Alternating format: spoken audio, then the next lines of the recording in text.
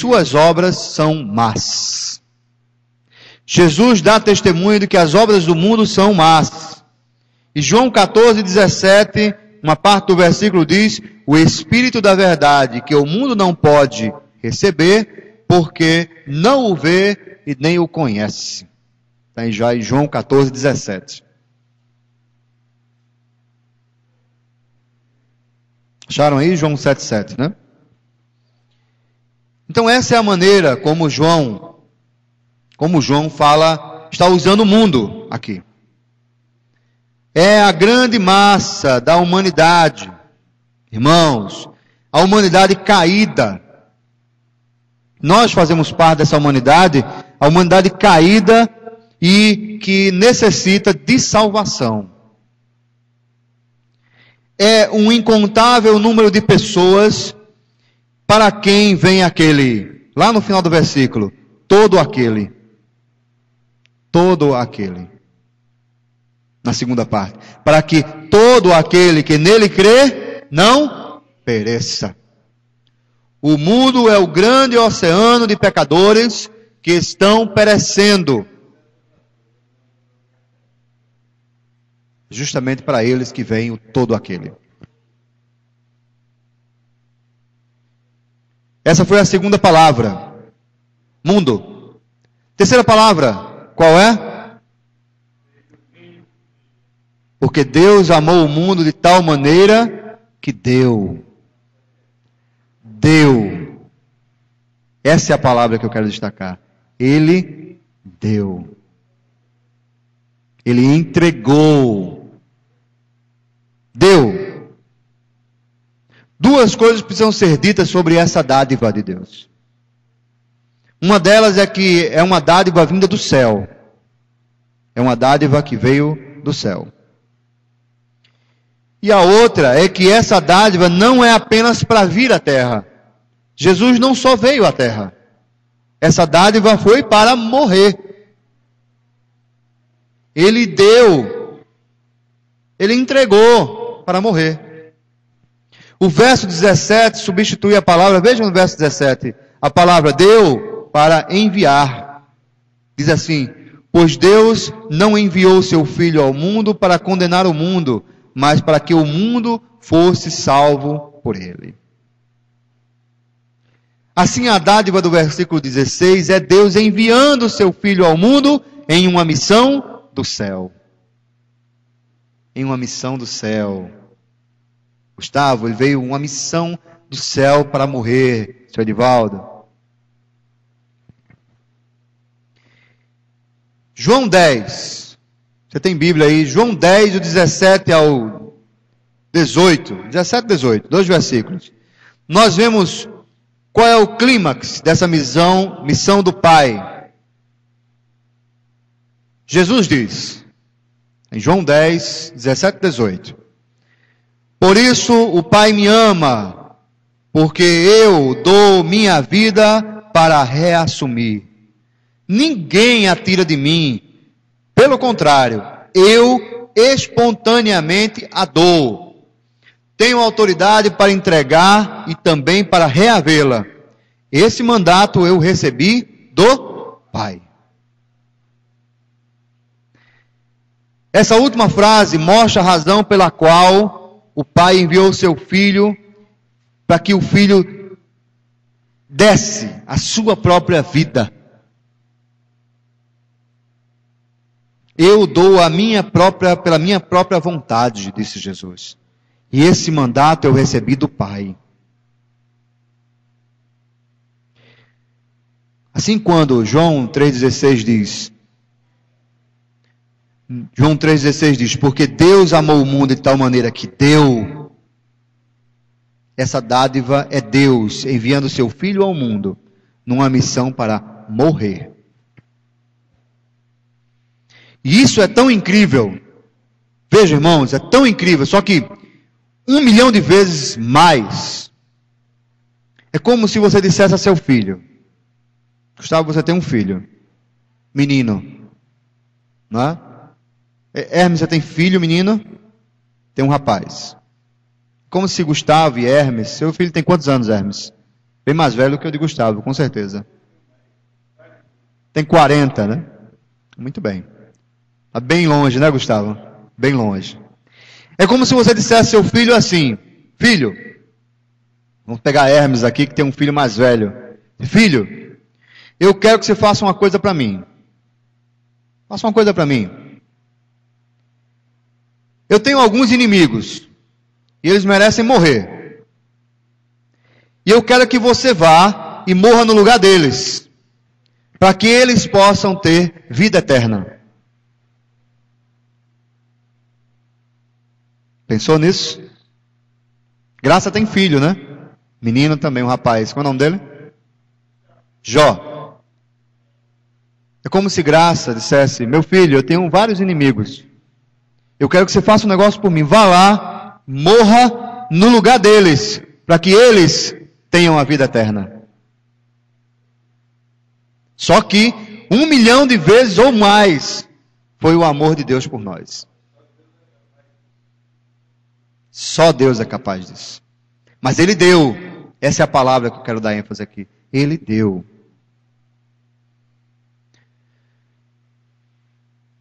Tenha certeza de que Deus faz e Ele é assim. A quarta palavra diz assim. Qual é? Qual é a quarta palavra? Ele deu seu filho. A quarta palavra é filho. Porque Deus amou o mundo de tal maneira que deu seu filho unigênito. Existem muitas culturas, religiões, inclusive muçulmanos, que tropeçam muitas vezes na ideia de Deus ter um filho. Inclusive judeus também enfatizam muito: Deus não pode ter filho, Deus não tem filho. Mas a palavra de Deus é muito clara. Deus enviou o seu filho. Eu queria dizer algumas coisas que são muito claras, claras até como um cristal dentro do Evangelho de João.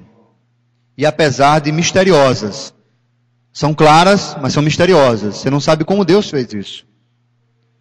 Deus não teve relações sexuais com Maria.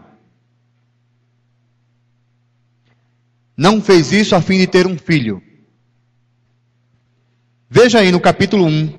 Volta aí no capítulo 1 de João. O mesmo João. Capítulo 1 de João.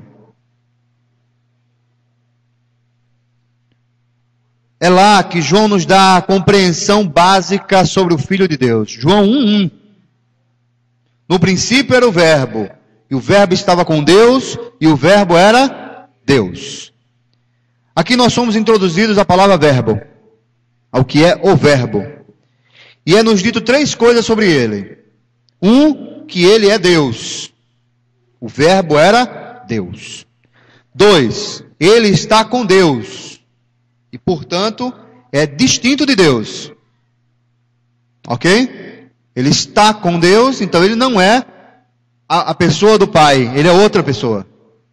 Está com Deus. Então o Verbo estava com Deus. E terceiro, ele era, portanto, e sempre existiu, nunca não veio a ser. Porque no princípio era o Verbo. Então veja o versículo 14. Desça na sua Bíblia no versículo 14. E o Verbo se fez carne e habitou entre nós.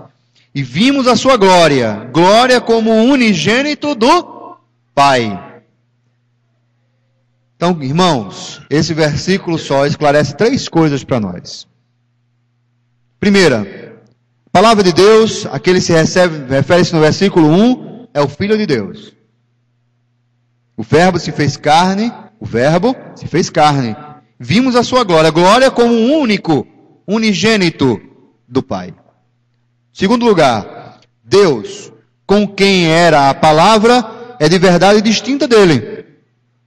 De Deus, que é o Pai. Ele é o Filho unigênito do Pai. Então há uma separação. No princípio era o Verbo, e o Verbo estava com Deus. Então ele estava com Deus, o Pai. E em terceiro lugar, irmãos, precisa ficar muito claro, eu sei que aqui na nossa comunidade, aqui na igreja anglicana, no ponto missionário Pentecostes, nós cremos na Trindade, cremos no Pai, no Filho e no Espírito Santo. Mas há muita heresia sendo pregada e igrejas que se chamam cristãs e que não creem que Jesus é também parte da Trindade. E como não estamos só nós aqui, estamos transmitindo para o mundo inteiro, é importante que se diga isso. Terceiro, Jesus é o Filho de Deus, não porque o Pai teve relações sexuais com Maria, mas porque o Filho sempre existiu sem começo, como diz lá em Hebreus 1:3, o resplendor da glória de Deus e a expressão exata do seu ser. Ele é plenamente Deus, o Pai é plenamente Deus, Jesus é plenamente Deus e o Pai é plenamente Deus. E junto com Deus, o Espírito, e eles são um só Deus, uma natureza divina, uma essência e três pessoas em uma eterna relação de perfeita alegria.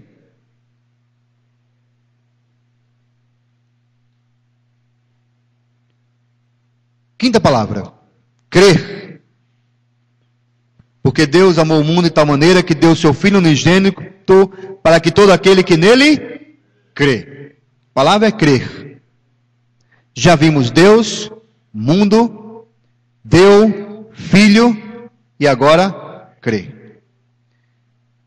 Eu queria observar 4 coisas sobre essa fé, sobre esse crer. Porque o crer encaminha para a fé. Primeiro, significa que nem todos serão beneficiados do que Jesus veio fazer na terra. Fique muito claro isso, nem todos. Não há salvação universal. Não há no final todos serão salvos. Não há isso. A palavra de Deus não prega isso. Não diz isso. Isso é todo aquele que nele crê. O resto vai perecer. O resto não terá vida eterna.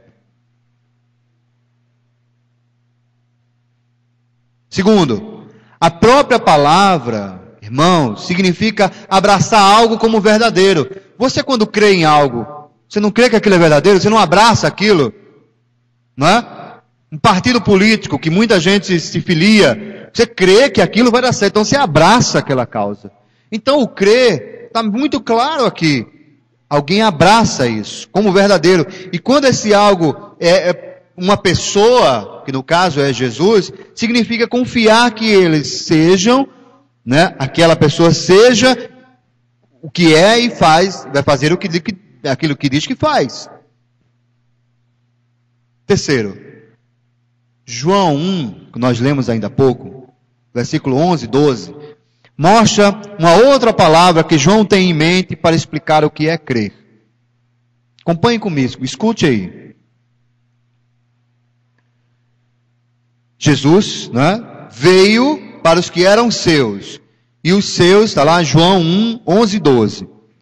Veio para os que eram seus, e os seus não o receberam. Mas a todos quantos o receberam, aos que creem no seu nome, deu-lhes o poder de serem feitos filhos de Deus. Olha que bênção. Então receber Jesus e crer em Jesus se explicam mutuamente.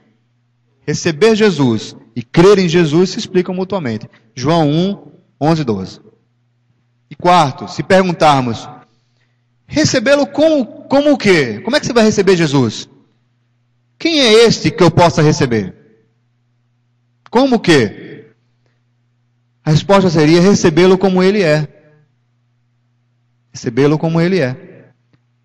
João 6,35, Jesus diz, eu sou o pão da vida. Quem vem a mim, jamais terá fome. Quem crê em mim, jamais terá sede.